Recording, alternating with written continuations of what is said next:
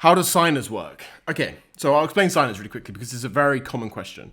So on Etsy, if you get banned for whatever reason, doesn't matter. There's a lot of false bans on Etsy. Even people that like literally sell whatever the fuck get banned, right? Literally, there's so many bans on Etsy.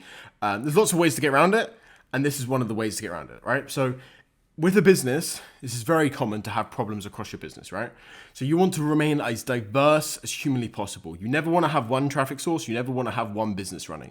You always want to have multiple different businesses, right? So if you open a restaurant, you don't want to just have one restaurant. You want to have a restaurant and then also a business in a different industry as well. You don't want to just rely on one thing, right? You want to spread out. So this is part of it, signers. So when you're making multiple separate Etsy accounts, you're allowed to put them under one person. Like I could have 100 accounts under my name. That's perfectly fine.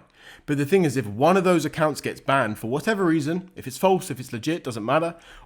In theory, most of the time, all of the 100 accounts will get banned, which is obviously very, very bad. So let's say I'm earning 1,000 profit a month from each of those accounts, 100 G's a month. One account gets banned for whatever problem, all of them go down. So you want to diversify. You want to have each different account in different names. So when you get banned on Etsy, your person is banned, right? So like if I got banned on Etsy, Craig is banned, right?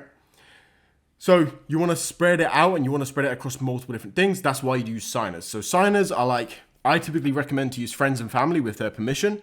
So you approach your friend, you say, can I set up an Etsy account in your name? I manage it and I give you a little bit of cash for it.